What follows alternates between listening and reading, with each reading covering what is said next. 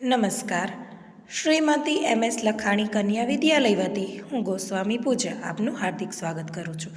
તો બાળમિત્રો, કેમ છો? મજામાં ને?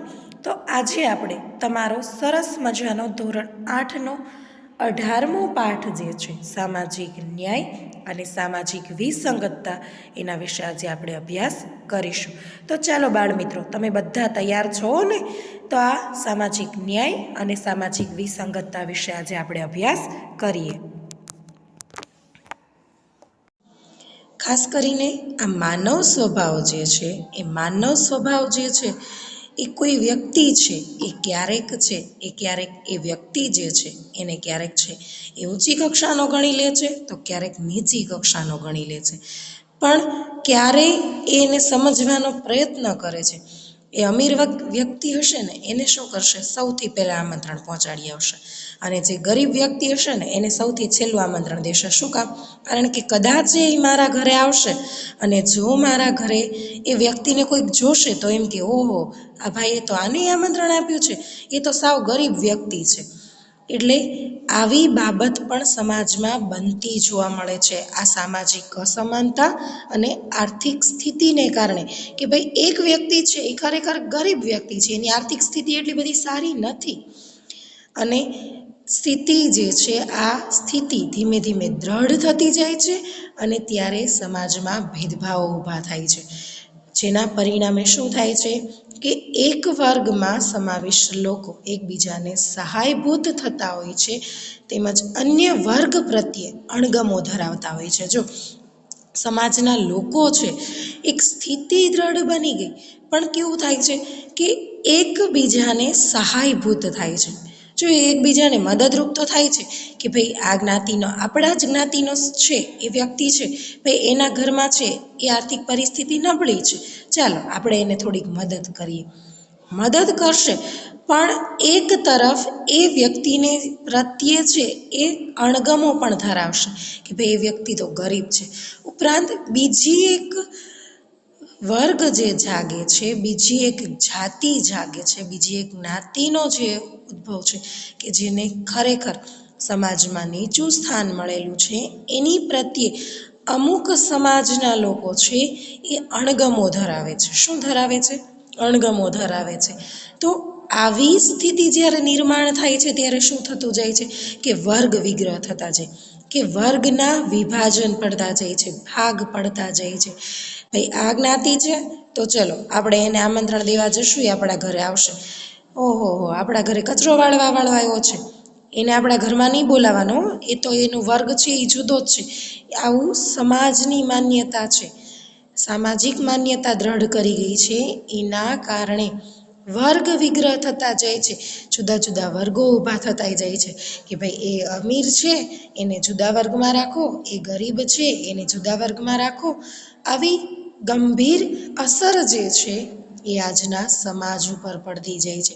જો આપણે જેવું શીખશું ને એવું જ આપણી આવનારી પેઢીને આપણે શીખવાડશું. આપણા જ ઘરમાં જો આવું વાતાવરણ જોવા મળે તો આપણે એવું જ શીખીએ, પણ એવું બનતું નથી. સમાજ જે છે, આપણે ખરેખર બહુ શિક્ષિત છીએ એટલે આપણે આ બાબત પ્રત્યે આપણે ધ્યાન દેતા નથી, પણ આ વર્ગ વિગ્રહ થતો જાય છે, ઊંચ નીચના ભેદભાવ થતા જાય છે, જ્ઞાતિ ભેદભાવ થતા જાય છે, જેના કારણે જેની અસર જે છે એ સમાજ ઉપર બહુ લાંબી પડે છે અને સમાજનો એક વર્ગ એવો ઊભો થાય છે કે એ બધી રીતે, આર્થિક રીતે, સામાજિક રીતે અપ્રગતિની અવસ્થામાં આવી જાય છે. એટલે કે એ સમાજ જે છે એના દ્વારા જે એક વર્ગ જે છે કે જેને ખરેખર નિમ્ન ગણી દેવામાં આવ્યો છે, એ ક્યારેક પોતાની પ્રગતિ કરવાથી એ વંચિત રહી જાય છે. એનો વિકાસ ક્યારેય શક્ય જ નથી બનતો. શું કામ? કારણ કે ક્યારેય કોઈએ એને સમાજમાં સારું સ્થાન જ નથી આપ્યું, જેના કારણે એ વ્યક્તિ જે છે એનામાં શું થતું જાય છે તો કે એનામાં દ્રઢ નિર્ણય, મનમાં ઘડ થતું જાય કે ભાઈ આ સમાજ તો ક્યાં આપણને ગણે છે, આપણે તો જેમ રહેવું હોય એમ રહ્યો. એટલે મોટા ભાગના લોકો છે એ વ્યસની બનતા જાય છે. ઉપરાંત છે એનામાં મોટા ભાગની છે એ કુરિવાજો પ્રચલિત થતા જાય છે અને આમ એ લોકો જે છે આ જે એક વર્ગ ઊભો થાય છે એ ધીમે ધીમે છે એ અપ્રગતિની અવસ્થામાં આવી જાય છે અને આવા અપ્રગત વર્ગ માટે જો અપ્રગત શબ્દ વાપરો છે અપ્રગત એટલે કે જેની ખરેખર પ્રગતિ જ નથી થઈ એવા વર્ગ માટેની વિકાસ માટેની ખરેખર કોઈ સુવિધા જ નથી હોતી. ખાસ કરીને તમે જો કે જે નિમ્ન જાતિના છે જે રોજ સવારમાં વહેલી સવારમાં કચરા વાળવા જાય છે, ગટરો સાફ કરવા જાય છે, ટોયલેટ સાફ કરવા જાય છે, એને સમાજના લોકો નિમ્ન વર્ગની જ્ઞાતિમાં ગણે છે. તો એની માટે ખાસ વિકાસના કાર્યક્રમ નથી હોતા. ઘણી વખત તમે જોતા હોય છો તો તમને ઘણી વખત એવું જોવા મળે છે કે ક્યાંક એ ગટર સાફ કરવા છે એ નીચે ઉતરે છે અને ગટર સાફ કરવાના કારણે એમાં એક ઝેરી ગેસ રહેલો હોય છે. એ ગેસ છે એના શરીરમાં જાય છે અને ક્યારેક એ માણસનું મૃત્યુ પણ થઈ જાય છે અને એ મૃત્યુ થઈ જાય છે ને છતાં એ માણસને વળતર પણ મળતું નથી. તો આ અપ્રગત વર્ગ જે છે જેની પ્રગતિ જ નથી થઈ એવા સમાજના વર્ગ માટે વિકાસ માટેની કોઈ સુવિધા જ નથી હોતી અને એમાં જ અન્યાયની સામે એ લોકો અવાજ કરવાની ક્ષમતા પણ લુપ્ત થઈ જાય છે. જો એ લોકો એની જે વિકાસની ગાથા વિકાસ અટકી ગયો છે કે ભાઈ સમાજમાં એ લોકો એને જે ગણતા જ નથી એની સામે જે અન્યાય કરવામાં આવે છે એવી ક્ષમતા જે છે અવાજ ઉઠાવવાની ક્ષમતા જે છે એ વ્યક્તિ છે એ ધીમે ધીમે હારતો જાય છે કે ભાઈ ખરેખર આ સમાજ આપણા માટે કાંઈ નથી કરી શકતો તો આપણે શું કામ એની માટે કંઈ કરી જવું જોઈએ. સમાજ છે જો એને કંઈક સૂઝતું હોય તો ખરેખર એ આપણી માટે ઘણું બધું કરી શકે એમ છે પણ સમાજના લોકો જે છે એ આ સમાજ માટે કંઈ કરતા નથી જેના કારણે એની જે અન્યાય સામે અવાજ ઉઠાવવાની જે ક્ષમતા જે છે ને એ તે મરી પરવારે છે. આપણે એમ કહેવાય ને એક વખત છે પરીક્ષા દીધી ફેલ થયા, બીજી વખત પરીક્ષા દીધી ફેલ થયા, ત્રીજી વખત એ પરીક્ષા દીધી ફેલ થઈ એટલે એ માણસ છે ને હિંમત હારી જશે.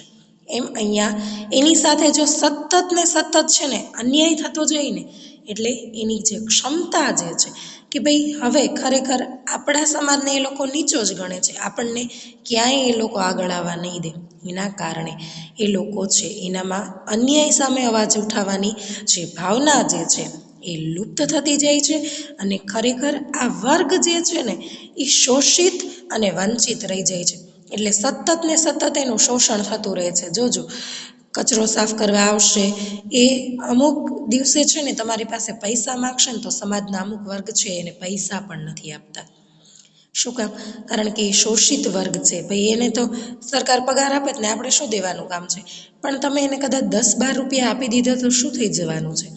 તો એ શોષિત રહી જાય છે, વિકાસથી વંચિત રહી જાય છે અને મોટા ભાગે લોકો વંશ પરંપરાગત જો એના કુટુંબના કોઈ સભ્યો છે એ આવું કામ કરતા હશે ગટર સાફ કરવાનું છે અથવા તો કચરા વાળવાનું છે અથવા તો એ કચરો છે તમારા ઘરેથી લઈ જવાનું કામ કરતા હશે તો એ વંશ પરંપરાગત એ પોતાનો વ્યવસાય છે એ જાળવી રાખે છે અને એના કારણે એ મોટા ભાગે છે એ ગરીબીનો ભોગ બનતા હશે. તમે સવારમાં તમે વહેલી સવારે જુઓ ને તો તમને વડલા છે અમુક એવા જે પોઈન્ટ જે છે કે ત્યાં તમને વહેલી સવારે બહુ બધા મજૂરો જોવા મળશે. એ બિચારા વહેલી સવારના ટિફિન લઈને નીકળી ગયા હોય ઘરેથી, એને નક્કી નથી કે રોજીરોટી મળશે કે નહીં મળે પણ વહેલી સવારે પોતાના ઘરેથી નીકળી જાય છે, પોતાના વંશ પરંપરાગત કામમાં નીકળી જાય છે કારણ કે એને રોજગારી તરીકે એણે એવું સ્વીકારેલું છે કે ભાઈ એ પાયા ખોદશે, કડિયા કામમાં સાથે મદદ કરશે તો એના કારણે ક્યારેક એ પોતે વંશ પરંપરાગત પણ એ પોતે ગરીબીનો ભોગ બનતો જાય છે. હાલમાં તમે જુઓ તો વર્તમાન સમય જે છે એમાં ઘણી બધી છે એ જાગૃતિ આવતી જાય છે. જાગૃતિ આવતી જાય છે જો લોકો પોતાની રીતે સમજે ને તો જ આપણે એમાં છે ફેરફાર કરી શકીએ. તો કે ઘણી બધી વર્તમાન સમય હાલના સમયમાં એ લોકો જે છે એમાં પણ જાગૃતિ આવતી ગઈ છે અને એના કારણે એ સમાજ જે છે એ ધીમે ધીમે હવે પ્રગતિના પંથે જઈ રહ્યો છે. ઉત્થાન વિકાસ કરી રહ્યો છે અને એ જવાબદારી જે છે એ સમગ્ર સમાજની ગણવામાં આવે છે કે ભાઈ નિમ્ન જાતિની છે, અનુસૂચિત જાતિ છે, આદિવાસી જાતિ છે, વિચરતી જાતિ છે. તો એવી જાતિ જે છે એના વર્ગો જે છે, એવી જે જ્ઞાતિ છે એના ઉત્થાન માટે આખા સમાજે કાર્ય કરવું પડશે અને એના માટે એ લોકોમાં પણ સામાજિક પરિવર્તન લાવવાની જરૂર છે. જો એનામાં સામાજિક પરિવર્તન આવશે, એનામાં સામાજિક પ્રયત્નો કરવામાં આવશે, સામાજિક દ્રષ્ટિએ એને બદલાવવાનો પ્રયત્ન થશે, તો ખરેખર એ વ્યક્તિ છે એ પણ એનામાં સુધારો કરી શકશે અને સરકાર દ્વારા ઘણી બધી એવી યોજનાઓ જે છે એ અમલમાં મૂકવામાં આવી છે કે જેના કારણે આ જે નિમ્ન વર્ગ જે છે, અમુક જ્ઞાતિઓ છે, અનુસૂચિત જાતિ છે, અનુસૂચિત જનજાતિ છે, વિચરતી જાતિ જે છે, એવી જાતિ જે છે એને ન્યાય આપવામાં ખરેખર આપણે બધા જ સહાયભૂત થઈ શકીએ એમ છીએ.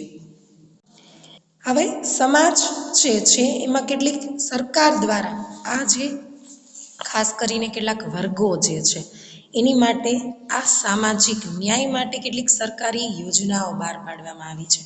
તો કે સરકાર જે છે એ ખાસ કરીને આવી કેટલીક જાતિઓ જે છે ને એની માટે સતત પ્રયત્નશીલ રહે જ છે કે ભાઈ આ જ્ઞાતિ છે, વિચરતી જાતિ છે, સતત એક જગ્યાએથી બીજી જગ્યાએ ભટકતી રહે છે, તો એ સ્થાયી થાય એવા પ્રયત્નો કરે. ઉપરાંત જે પછાત જ્ઞાતિ છે એ પોતાનું પેટીયું રળી શકતી નથી અથવા તો પછાત છે, પોતાના બાળકો પણ ભૂખ્યા રહી શકે છે, તો એના માટે કેટલીક સરકારી યોજનાઓ છે એ સરકાર દ્વારા બનાવવામાં આવે છે. તો ખાસ કરીને આ ભારત દેશે સ્વતંત્રતા પછી ખાસ કરીને તમે જુઓ તો કે તમામ નાગરિકો જે છે એમાં સમાનતા અને સમાન તકોની સ્થિતિ ઊભી કરવા. જો દરેક નાગરિક છે એ ભારત દેશ જે છે એના દ્રષ્ટિએ આપણે બધા સમાન છીએ, કારણ કે આપણને બધાને ભારતીય નાગરિકત્વ મળેલું છે. કોઈને એવું નથી કે જુદા જુદા રાજ્ય પ્રમાણેનું નાગરિકત્વ મળેલું હોય. દરેક વ્યક્તિ છે એ દેશની દ્રષ્ટિએ અથવા તો સરકારની દ્રષ્ટિએ બધી જ વ્યક્તિ સમાન જ છે. તો એની માટે સમાન તકો હોવી જોઈએ એ ઊભી કરવા ગવર્મેન્ટે જે છે સરકારે કેટલીક યોજનાઓ બહાર પાડી છે.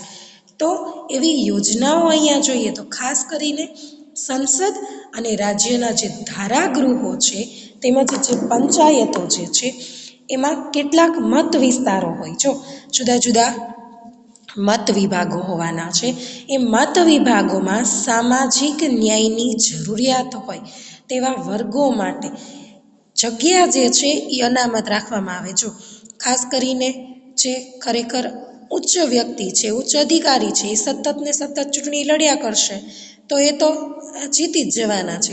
પણ ખરેખર જે સમાજમાં પછાત વર્ગની લોકો છે, પછાત વર્ગના સમાજના લોકો જે છે એ ખરેખર એની ક્યાંય ઓળખ જ નથી. એના માટે સંસદ જે છે, આપણા ધારાગૃહો છે અને આપણી જે પંચાયતો જે છે એમાં શું કરવામાં આવ્યું છે, કેટલીક બેઠકો જે છે એ અનામત રાખવામાં આવી છે અને એના કારણે એમાં એના વર્ગોનું પ્રતિનિધિત્વ જળવાઈ રહે છે. જો અમુક જાતિ છે એ આવી રીતે જો બહાર આવે કે ભાઈ એ ચૂંટણી લડવાની છે તો એના સમાજમાં એનું સ્થાન છે એ કેવું થઈ જશે, ઊંચું થઈ જશે અને સમાજના બીજા લોકો જે છે એને ઉદાહરણ પૂરું પડશે કે નહીં ભાઈ ખરેખર એ વ્યક્તિ છે એ ચૂંટણી લડવા જઈ રહી છે તો ખરેખર એ સારી બાબત છે. હવે આપણે પણ આ બાબતે છે એ ધ્યાન દોરવું જોઈએ અને એમનો એ અવાજ જે છે એ રજૂ કરી શકશે કે ભાઈ ના, સમાજમાં આપણા લોકોનું પણ સ્થાન છે. ભલે આપણે વિચરતી જાતિ છીએ, અનુસૂચિત જાતિ છે, ભલે આપણને પછાત વર્ગના લોકો તરીકે ઓળખે છે, પણ ખરેખર સરકારે આપણા માટે આ યોજના દ્વારા કે ભાઈ આપણી પણ છે એ અનામત સીટ રાખી અને આપણે પણ ચૂંટણી લડી શકીએ છીએ. એના કારણે સમાજના દરેક એ લોકો જે છે એનામાં શું છે, આત્મવિશ્વાસ આવશે કે ના, સરકાર આપણી માટે પણ પ્રયત્નશીલ છે. બીજો પોઈન્ટ જે છે કે શૈક્ષણિક સંસ્થાઓ જે છે એના પ્રવેશ માટે ખાસ વર્ગો માટે અનામત રાખવામાં આવે છે. જો ખાસ કરીને જે સીટ જે છે એ ભરવાની હોય તો એમાં છે એ 20% છે એ રિઝર્વ રાખવામાં આવતી હોય છે, 30% રિઝર્વ રાખવામાં આવતી હોય, જેટલી સંખ્યા હોય એ પ્રમાણે છે એ ખાલી જગ્યા રાખી અને બીજા જ્ઞાતિના લોકો છે એને ભરી દેવામાં આવે. અને આ જે સમાજના પછાત વર્ગો છે, વિચરતી જાતિઓ છે, અલ્પસંખ્યક સમુદાયો જે છે એવા લોકો જે છે એની માટે અનામત રાખવામાં આવે છે. અને જેથી એ વંચિત વર્ગોમાં શિક્ષણનું પ્રમાણ છે એ વધે છે. જો સીટ અનામત રાખવામાં આવશે એટલે એ જગ્યાએ એને શિષ્યવૃત્તિઓ પણ આપવામાં આવે કે જેના કારણે બીજા લોકોને શું થશે કે બીજા લોકોને એવું મળશે, એવી પ્રેરણા મળશે કે ભાઈ એ વ્યક્તિ છે જો ભણવા ગયો ને તો એને એટલી શિષ્યવૃત્તિ મળી, એની માટે સીટ અનામત હતી, તો એ એટલું સરસ રીતે ઉચ્ચ શિક્ષણ છે એ મેળવી શક્યો.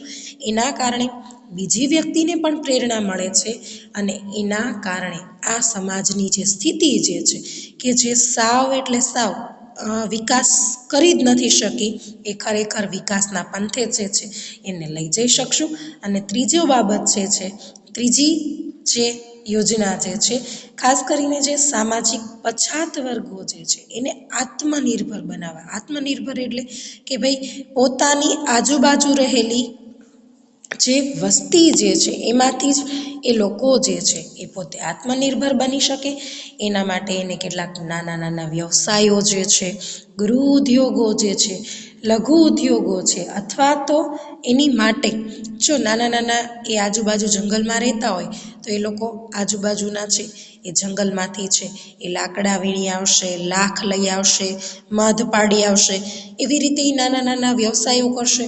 ઉપરાંત ગૃહ ઉદ્યોગ છે, પાપડ વણવા છે, અગરબત્તી વણવી છે, મીણ પાડવું, એવી બધા નાના નાના ઉદ્યોગો, ગૃહ ઉદ્યોગો કરે છે, લઘુ ઉદ્યોગો કરે છે કે જે બહુ મશીનની પણ બહુ જરૂર ન પડે અને બહુ મોટા પણ ન હોય એવા લઘુ ઉદ્યોગો માટે એ લોકો વ્યાજ મુક્ત, જો વ્યાજ આપે, વ્યાજ લેવામાં આવે એની પાસેથી તો એ લોકો લોન લેવા છે એ પ્રેરાશે નહીં, પણ વ્યાજ મુક્ત કે ઓછા વ્યાજથી એને લોન આપી અને એ લોકોને છે એ આવા નાના નાના ઉદ્યોગો છે, વ્યવસાયો છે એ શરૂ કરવા માટે પ્રેરણા આપવામાં આવે છે. ઉપરાંત રિક્ષા જેવા વાહનો જે છે એ ખરીદી કરવા માટે પણ એ લોકોને લોનની સુવિધા પૂરી પાડવામાં આવે છે કે જેના કારણે એનો પરિવાર જે છે એ ભૂખ્યો ન રહી શકે. અને જેનાથી આ વંચિત વર્ગો જે છે ખાસ કરીને કે જેને આપણે નિમ્ન જાતિમાં ગણી શકીએ છીએ એવા વંચિત વર્ગો જે છે આર્થિક બાબતોએથી પૈસે ટકે એ આત્મનિર્ભર બને, પોતાના પરિવારનું ગુજરાન ચલાવી શકે એવા બને, એના માટે સરકાર દ્વારા આવી વિવિધ યોજનાઓ છે. અને આ જ્ઞાતિઓ છે, આ યોજનાઓ જે છે એ ઉપરાંત ઘણા બધા એવા વર્ગો જે છે કે જેને ખાસ કરીને સામાજિક રક્ષણ મળી રહે એવી પણ કેટલીક યોજનાઓ છે એ બહાર પાડવામાં આવે છે સરકાર દ્વારા વારંવાર કે જેના કારણે એનો વિકાસ જે છે એ સારી રીતે થઈ શકે. અને આ યોજના જે છે એ એક સામાજિક ન્યાયના ક્ષેત્રમાં, જો ન્યાયના બાબતમાં આપણે જોઈએ તો કે બધા સમાન હોવા જોઈએ, બધાને સ્વતંત્રતા હોવી જોઈએ, તો એ સામાજિક ન્યાય જે છે એના ક્ષેત્રમાં આ એક બાબત જે છે, સરકારી યોજનાઓ જે છે એક ખૂબ જ મહત્ત્વનું યોગદાન છે એ પૂરું પાડે છે. માનવ અધિકાર. હવે દરેક વ્યક્તિ જે છે એને દરેક વ્યક્તિને પોતપોતાની રીતે સંપૂર્ણ રીતે ગૌરવપૂર્ણ રીતે જીવન જીવવા માટે આપણા ભારતના બંધારણે આપણને કેટલાક મૂળભૂત અધિકારો આપ્યા છે. ખાસ કરીને સ્વતંત્રતાનો છે, સમાનતાનો છે, શિક્ષણ મેળવવાનો છે, સાંસ્કૃતિક અધિકાર છે, ધાર્મિક અધિકાર છે, શોષણ વિરોધી અધિકાર છે અને બંધારણીય ઇલાજનો અધિકાર. આવા મૂળભૂત અધિકારો આપ્યા છે કે જેના દ્વારા વ્યક્તિ છે એ પોતાનું જીવન જે છે એ ગૌરવપૂર્ણ રીતે જીવી શકે. પણ આ બધાની માટે શું જરૂરી છે તો કે માનવ અધિકારો જરૂરી છે. તો એવા કેટલાક માનવ અધિકારો જે છે કે જે આપણને જન્મજાત મળે છે. જો આપણો જન્મ થાય એટલે આપણને કોઈ સંસ્કારો જે છે એ આપણને કોઈ શીખવાડવા નથી આવતું, પણ એ આપણા જન્મજાત અધિકાર તરીકે આપણને એ મળે છે. તો એવા ખાસ કરીને દરેક માનવી જે છે એને જાતિ, ધર્મ, ભાષા કે આપણી જે રાષ્ટ્રીયતા જે છે, ભારતીયતા જે છે, એ કોઈ પણ પ્રકારના ભેદભાવ વિના સન્માન સાથે જીવન જીવવા માટે આપણને આ માનવ અધિકારો છે એ આપવામાં આવેલા છે. ખાસ કરીને જે સંયુક્ત રાષ્ટ્રો જે છે કે જેને આપણે UN તરીકે ઓળખીએ છીએ, જેનું પૂરું નામ છે યુનાઇટેડ નેશન્સ, એના દ્વારા આ માનવ અધિકારો જે છે એની ઘોષણા કરવામાં આવેલી છે. એટલે કે સંયુક્ત રાષ્ટ્રો દ્વારા આપણને આ માનવ અધિકાર જે છે દરેક વ્યક્તિને છે એ આપવામાં આવેલા છે.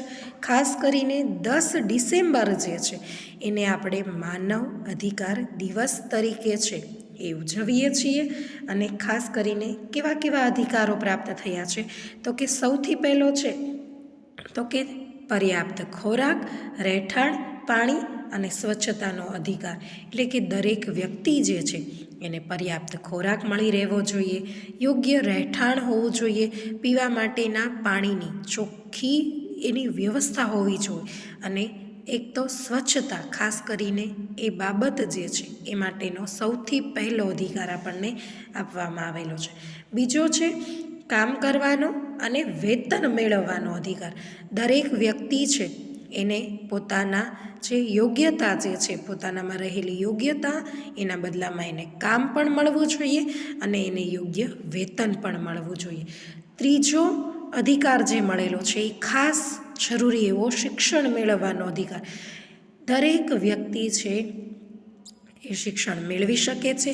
એ કોઈ પણ વ્યક્તિ હોય, દીકરી હોય, દીકરો હોય, એ શિક્ષણ મેળવી શકે છે અને શિક્ષણ મેળવી અને પોતાની પ્રગતિ જે છે એ કરી શકે છે.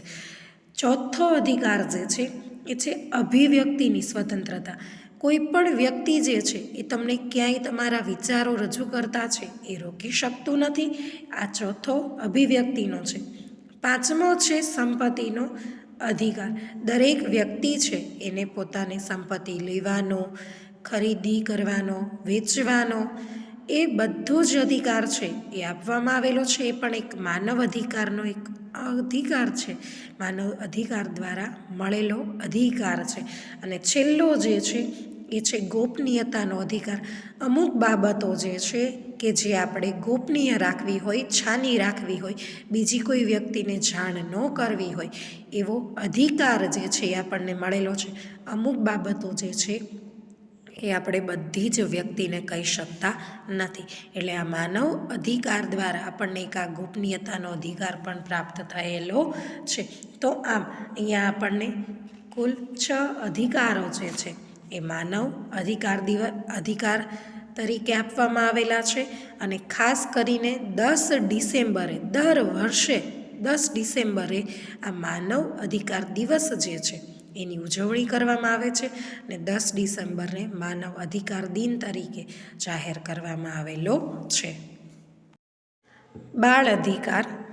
હવે આપણે જાણીએ છીએ કે કોઈ પણ દેશ જે છે ને એનો વિકાસનો આધાર જે રહેલો છે ને એ બાળકોના સર્વાંગી વિકાસ પર રહેલો છે. જોજો, ઘરમાં પણ બાળકો છે એ સ્વસ્થ હશે, તંદુરસ્ત હશે તો આપણને પણ કામ કરવાની બહુ મજા આવશે. પણ બાળક છે એ સતત માંદું ને માંદું રહેતું હશે, બીમાર રહેતું હશે, તો એ ઘર ફેમિલી જે છે એનું તમે જોજો સતત ને સતત ધ્યાન ક્યાં જશે, તો કે બાળક તરફ જશે. એટલે કે કોઈ પણ દેશનો વિકાસનો આધાર જે છે એના બાળકોના સર્વાંગી વિકાસ પર રહેલું રહે છે. ખાસ કરીને બાળકોની શારીરિક, માનસિક અને બૌદ્ધિક શક્તિઓ જે છે એનો વિકાસ કરી તેમને સ્વસ્થ અને જવાબદાર નાગરિક બનાવવા એ આપણી પ્રાથમિકતા હોવી જોઈએ. જો એ શારીરિક રીતે પણ સ્વસ્થ હોવો જોઈએ, માનસિક રીતે પણ સ્વસ્થ હોવો જોઈએ, ઉપરાંત એની બૌદ્ધિક ક્ષમતા જે છે, એનો બુદ્ધિઆંક એનામાં શીખવાની ક્ષમતા જે છે એ પણ હોવી જોઈએ. આમ એને એક સ્વસ્થ અને જવાબદાર નાગરિક જો બનાવવો હશે તો આપણે આ બધી જ બાબતો જે છે શારીરિક, માનસિક, બૌદ્ધિક એ બધાની પ્રાથમિકતા હોવી જોઈએ. અને સંયુક્ત રાષ્ટ્રો જે છે, ખાસ કરીને યુનાઇટેડ નેશન્સ જે છે, UN જે છે, એના દ્વારા બાળકોના જીવન વિકાસ અને કલ્યાણ સંબંધી કેટલાક અધિકારો જે છે એની ઘોષણા કરવામાં આવી છે. કેટલાક અધિકારો જે છે એ બાળકોને આપવામાં આવ્યા છે. ખાસ કરીને એમાં જુઓ તો જાતિ, રંગ, લિંગ, ભાષા, ધર્મ કે રાષ્ટ્રીયતાના ભેદભાવ વિના જીવન જીવવાનો જન્મસિદ્ધ અધિકાર. એ કઈ જાતિનો છે, એનો રંગ કાળો છે કે ગોરો છે, એ લિંગ સ્ત્રી છે કે પુરુષ છે કે નાન્યાતર છે, ભાષા, ધર્મ, રાષ્ટ્રીયતા કઈ છે, આ બધા જ ભેદભાવ ભૂલીને એ કયા ભેદભાવ વિના, એક પણ ભેદભાવ રાખ્યા વિના એ બાળક જે છે એને જીવન જીવવાનો જન્મસિદ્ધ અધિકાર છે. બીજું છે કે માતા પિતા દ્વારા બાળકોનું યોગ્ય રીતે પાલન પોષણનો અધિકાર. એટલે કે બાળકને માતા પિતા દ્વારા પણ યોગ્ય વિકાસ થાય એના માટેના યોગ્ય કાર્યક્રમો કરવા જોઈએ. એ બાળક છે એ સુશિક્ષિત, સંસ્કારી બને એવી રીતે એ બાળક જે છે એનો ઉછેર થવો જોઈએ. ત્રીજું છે તો કે પોતાના વ્યક્તિત્વના વિકાસ માટે શિક્ષણ મેળવવાનો અધિકાર. એ બાળક જે છે એ પોતાનો યોગ્ય વિકાસ કરી શકે, પોતાના વ્યક્તિત્વનો સારો એવો વિકાસ કરી શકે એના માટે એ બાળકને શિક્ષણ મેળવવાનો પણ અધિકાર છે. પછીનો પોઈન્ટ છે તંદુરસ્ત અને સ્વસ્થ જીવન જીવવાનો અધિકાર. એ બાળક છે એ તંદુરસ્ત રહી શકે અને પોતે સ્વસ્થ જીવન જીવી શકે એના માટેનો પણ એને અધિકાર પ્રાપ્ત થયેલો છે. પોતાના ધર્મ સમુદાયમાં રહેવાની અને સંસ્કૃતિ જાળવવાનો અધિકાર. એટલે કે કોઈ પણ વ્યક્તિ છે એ એના પોતાનો ધર્મ છે એ છીનવી શકતો નથી અથવા તો એની સંસ્કૃતિ જે છે એ જાળવવાનો એને અધિકાર મળેલો છે. ઉપરાંત એ બાળક જે છે એને પોતાની અભિવ્યક્તિ કરવાનો અધિકાર પ્રાપ્ત થયેલો છે. એ બાળક પોતાની અભિવ્યક્તિ છે, પોતાનો વિચાર છે એ રજૂ કરી શકે છે. બાળક છે એ શારીરિક કે માનસિક હિંસા, શોષણ, યાતના સામે રક્ષણ મેળવવાનો અધિકાર મળેલો છે. એ બાળક સાથે કોઈ શારીરિક રીતે એને હિંસા કરે, એનું સતત ને સતત જો એનું શોષણ થતું જતું હોય, એ માનસિક હિંસાથી પીડાતો હોય, સતત ને સતત કોઈ વ્યક્તિ છે એને ટોર્ચરિંગ કરી રહ્યું હોય તો એ બાળક છે એ આ અધિકાર દ્વારા એ વ્યક્તિ સામે ફરિયાદ છે એ કરી શકે છે.